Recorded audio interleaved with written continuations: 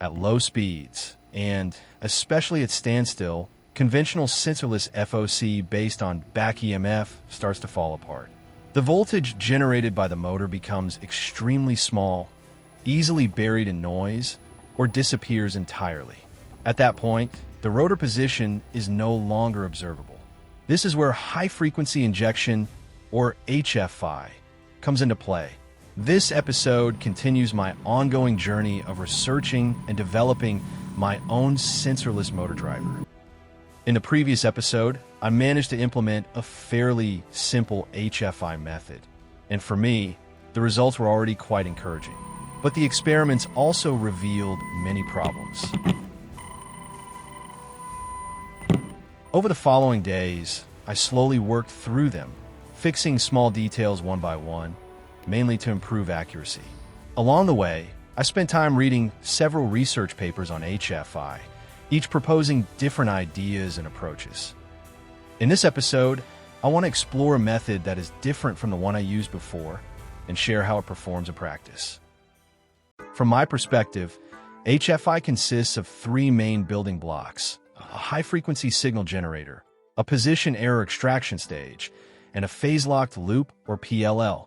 The high-frequency signal generator produces the injection signal.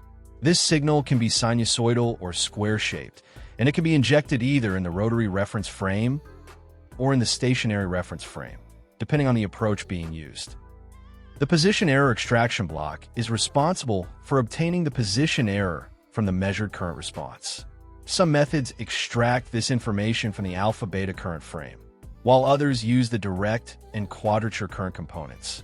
In the context of FOC operating in the rotary reference frame, or the DQ axis, the system requires the actual electrical rotor angle for the coordinate transformation to work correctly. In HFI, this angle is not yet known.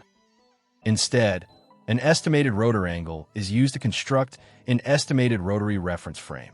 The mismatch between the actual rotor angle and this estimated angle causes a difference in the measured current response. This current response is what eventually gets extracted as the position error. The PLL then takes this position error and works to correct it. By integrating the error, the PLL produces an estimate of the electrical rotor angle, along with an estimate of the rotor speed. In conventional HFI approaches, the quadrature current, or IQ, is commonly used as the input for position error extraction. One reason for choosing IQ instead of ID is that it leads to a simpler mathematical formulation. This current contains position information due to the difference in inductance within the rotary reference frame, a phenomenon commonly referred to as saliency. As the rotor position changes, the inductance changes as well, which in turn affects the current. Unfortunately, IQ does not contain only position error information. It also includes components related to torque production in FOC, typically at low frequency or even DC, the influence of back-EMF, and of course noise. As a result, the measured IQ current can look very different from what we actually need. What we are interested in is only the modulated component caused by the high-frequency injection.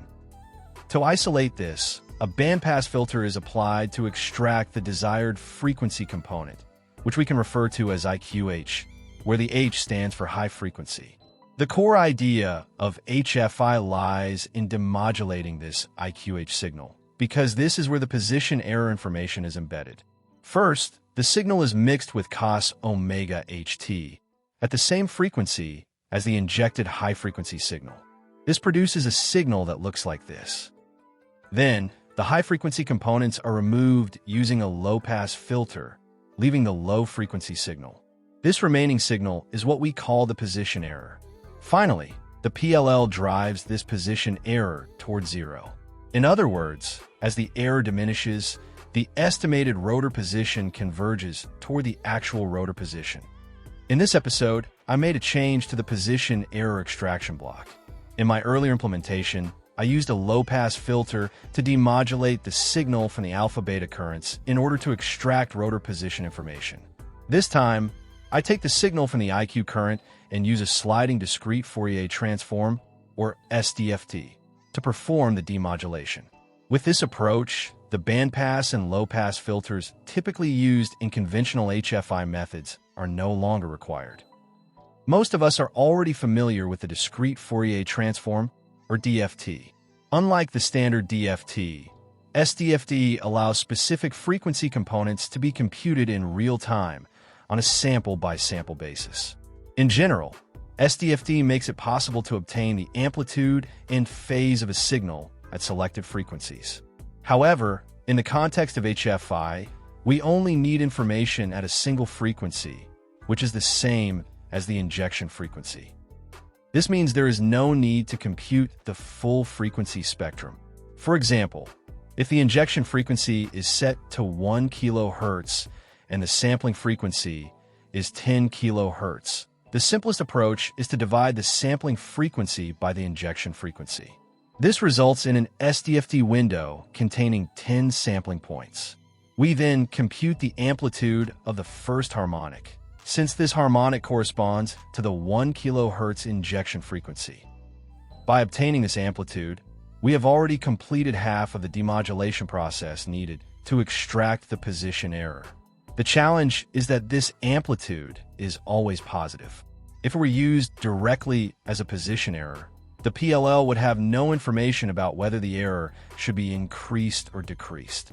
In other words, the sign of the error is missing. So how do we determine that sign?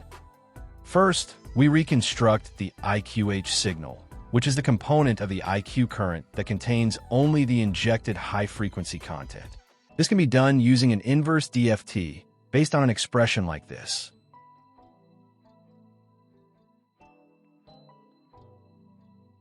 Once IQH is obtained, it is multiplied by cos omega ht at the same frequency as the injected signal, as discussed earlier in the video.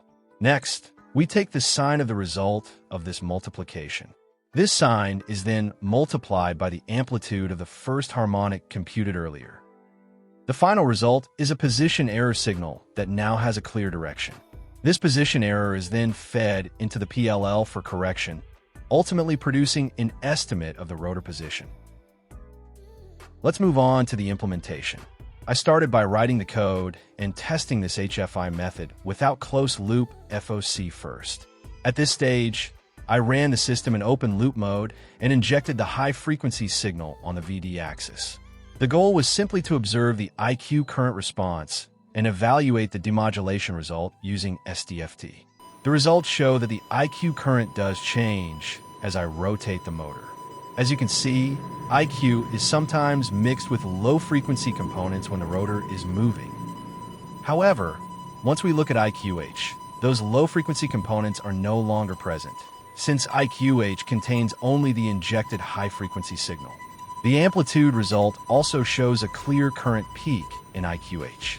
Next, when I display the result of multiplying IQH by cos omega ht, the signal looks like this.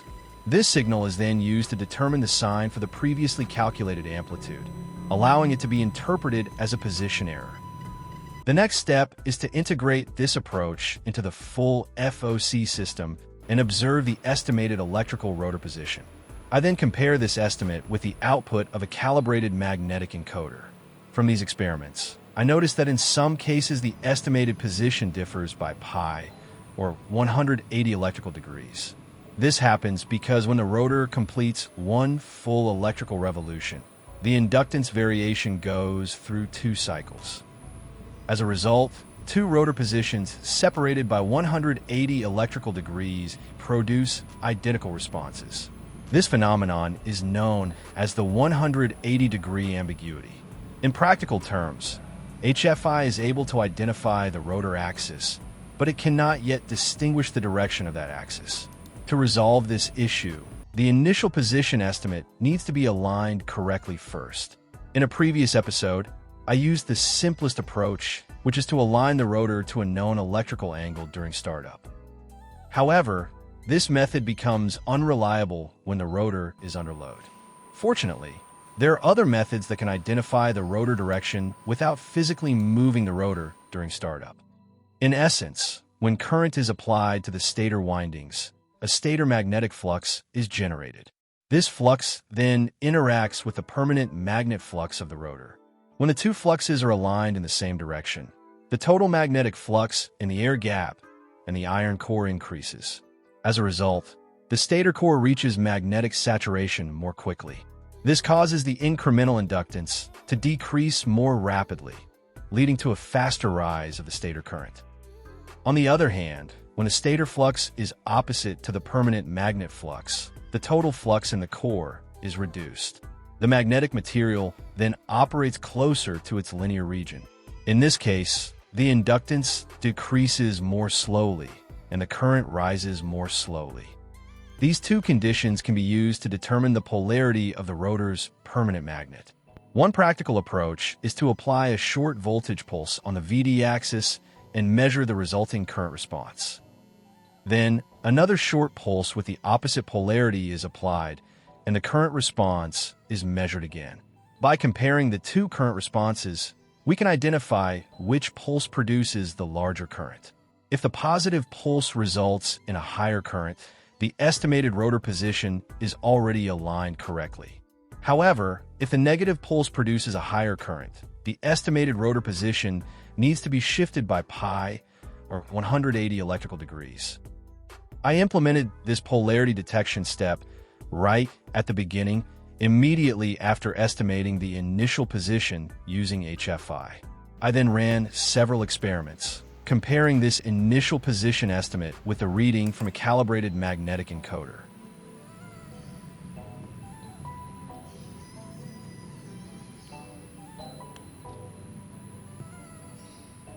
The results show that the estimated initial position consistently stays very close to the magnetic encoder measurement.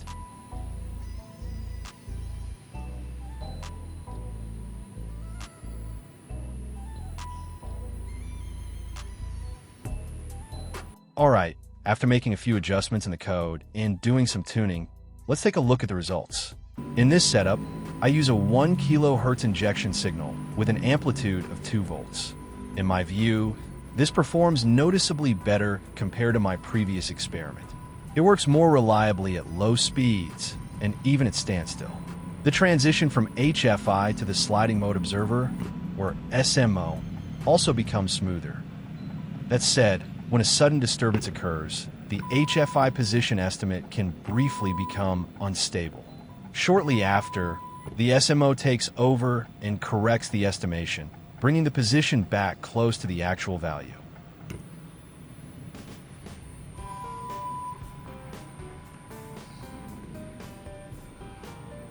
For position control, the result is quite impressive to me.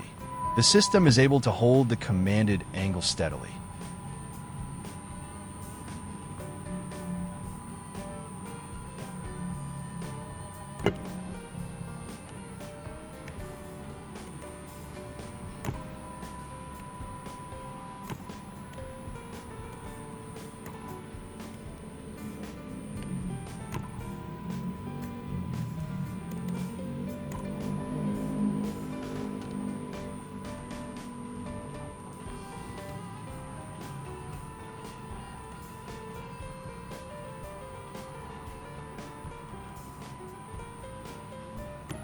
I also tested transitions from speed control to position control, and the estimated mechanical angle remains accurate.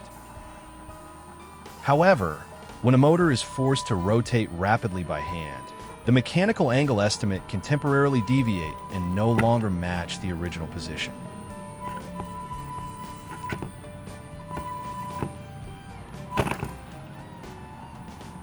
Overall, these results show that frequency domain demodulation for HFI, when combined with polarity detection and a properly designed observer, is already quite viable for precision control applications, not just for basic sensorless startup. Looking ahead, there is still plenty of room for further optimization.